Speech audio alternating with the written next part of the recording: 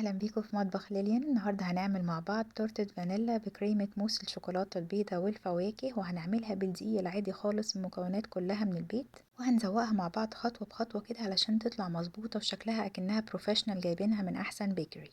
اول حاجة بنجهز الصينية اللي هنسوي فيها. النهاردة انا هستخدم صينية 9 انش، انا دهنتها كويس بالزبدة وكمان لفتها كويس بورق الزبدة من تحت ومن الجناب. انا بحب اخلي الورق طالع لفوق شوية علشان ده بيخلي الكيكة ما تاخدش لون بسرعة من فوق.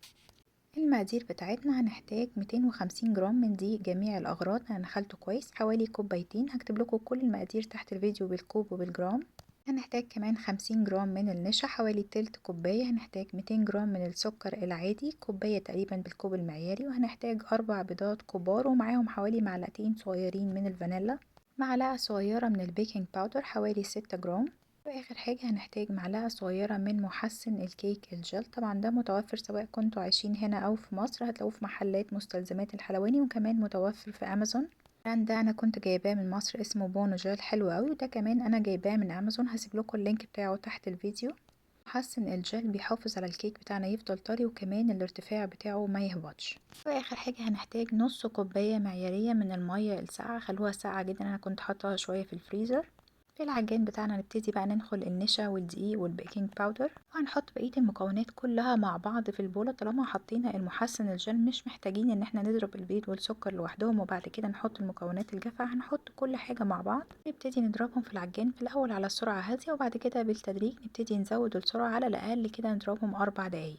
تلاقوا خليط الكيك بتاعكم ابتدى لونه يفتح وابتدى يطلع لفوق كده ويعلى. بعد تقريبا 4 دقايق على سرعة عالية أنا كده خلصتها. ده القوام بتاع العجينة زي ما انتم شايفينها، لونها فاتح وقوامها سميك. وهنفضي العجينة بتاعتنا في الصينية، ونكون طبعا سخنا الفرن على درجة حرارة 350، هتقعد تقريبا من 35 ل 45 دقيقة حسب الفرن بتاعكم.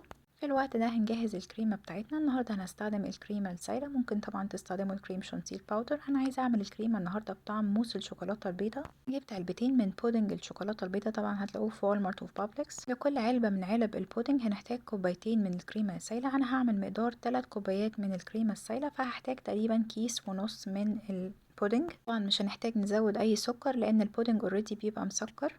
عايزة اقول لكم طعم الكريمه دي بيبقى حلو قوي، ممكن تجربوها في حلويات كتيره. نبتدي بقى نضربهم مع بعض بالويسك كده 3 4 دقايق لغايه ما الكريمه بتاعتنا توصل للسمك اللي احنا عايزينه. طبعا مهم جدا ان الكريمه السايله تكون ساقعه جدا قبل ما نضربها.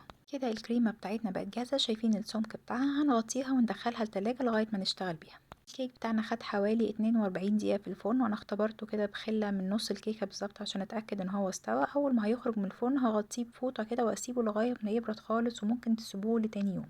تاني يوم بقى انا ابتديت اشتغل في الكيك بتاعنا. هنشيل بقى كل ورق الزبدة اللي من فوق واللي من تحت الكيك. الكيكة بتاعتنا مستوية حلوة قوي ولونها مظبوط من فوق ومن تحت، اهم حاجة تشيلوا الورق عليها كده بالراحة. ابتدي بقى اقسم الكيكة على 3 طبقات. انا هستخدم المنشار بتاع الكيك، هقسمها تقريبا بسمك سنتي ونص. طبعا لو مش عندكم ممكن تستخدموا سكينة عادي جدا. اتعاملوا بس مع الكيكة بالراحة، وطالما الكيكة باردة خالص هتبقى سهلة جدا وانتوا بتقسموها. الطبقة اللي من فوق دي بتبقى طبقة رفيعة كده، بتبقى طعمها مش لطيف، فطبعا مش هنستخدمها في التورتة. لو عايزين تعملوا الطبقات ارفع من كده طبعا انتوا تحكموا في سمك الطبقات.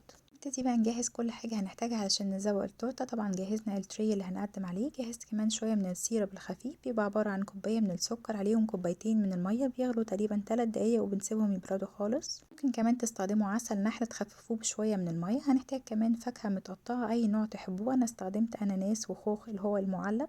كمان جهزنا بقى الكريم شانتيه بتاعتنا، حطيناها في كيس الحلواني علشان تبقى سهل علينا واحنا بنشتغل.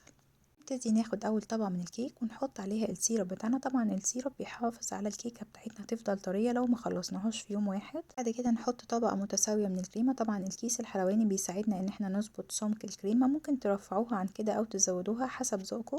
بسكريبر كده او بمعلقة حتى بنظبطها حاجة بسيطة علشان تبقى ناعمة شوية. وهنحط طبقة من الفواكه المتقطعة، ممكن تستخدموا اي نوع فاكهة بقى، مانجا، توت، فراولة، اي حاجة بتحبوها. وبعد كده نحط الطبقة التانية ونكرر نفس الخطوات. مهم ان احنا نضغط على كل طبقة كده كويس عشان نتأكد انها ثابتة ومظبوطة مع بقية الطبقات. دهنا الكيك بالسيرب وبعد كده هنحط طبقة من الكريمة وبعد كده هنحط الفاكهة، ممكن كمان تحطوا حشوة من أي حشوات المربى، التوت أو أي حاجة بتحبوها. أهم حاجة وانتوا بتحطوا أي حشوة سواء الفواكه المتقطعة أو مربى أو أي حاجة تاني خلوها دايما في النص مش على الأطراف أوي علشان الطبقات تبقى ماسكة في بعض كويس. كده بقى هنحط آخر طبقة، وطبعا آخر واحدة بتبقى هي الطبقة اللي من تحت، وبنخليها مقلوبة كده علشان تبقى مظبوطة وناعمة من فوق. وهنحط السيرب وبعد كده هنحط كمية بقى كبيرة من الكريمة من فوق ومن الجوانب، ونبتدي بالسكريبر بقى واحدة واحدة كده نلف الكيكة ونمشي فيها بالراحة لغاية ما نخليها ناعمة كده على قد ما نقدر. حتى لو دي أول مرة تسوقوا كيك اشتغلوا بالراحة كده واحدة واحدة، ولو ما عندكوش السكريبر ممكن تشتغلوا بمعلقة. أهم حاجة إن احنا نوصل إن الكيكة بتاعتنا كلها تبقى متغطية بالكريمة، ونحاول نخلي شكلها ناعم على قد ما نقدر كده، وننضف الأطراف بمنديل بعد ما نخلص. جهزت ورقة من الزبدة كده أحطها تحت التري، وهبتدي أغطي جوانب الكيك بالجوز هند المحمص. ممكن طبعا تستخدموا أي نوع مكسرات مطحونة، ممكن كمان تستخدموا بسكوت مطحون اللي تحبوه.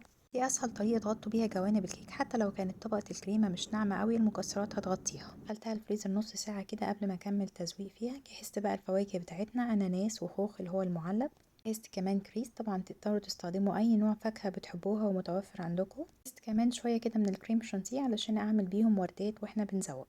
نبتدي بقى نرص قطع الاناناس، وحاولوا تظبطوا ايديكوا كده يبقى المسافات واحده بينهم علشان الكيكه يبقى شكلها مظبوط. في النص حطيت شرايح من الخوخ، وبعد كده هعمل وردات كده في المسافات الفاضية وهحط عليها الكريز، وكده التورتة بتاعتنا بقت جاهزة. دخلتها الفريزر نص ساعة كمان قبل ما اقطعها علشان وانتوا بتقطعوها الطبقات ما تدخلش في بعض وتبقى مظبوطة. كده جهزنا احلى تورتة في البيت. جربوا تعملوها وقولولي رأيكم، ولو عجبكم الفيديو ما تنسوش تعملوا لايك للفيديو، سبسكرايب للقناة، واشوفكم في وصفة تانية. ثانك يو.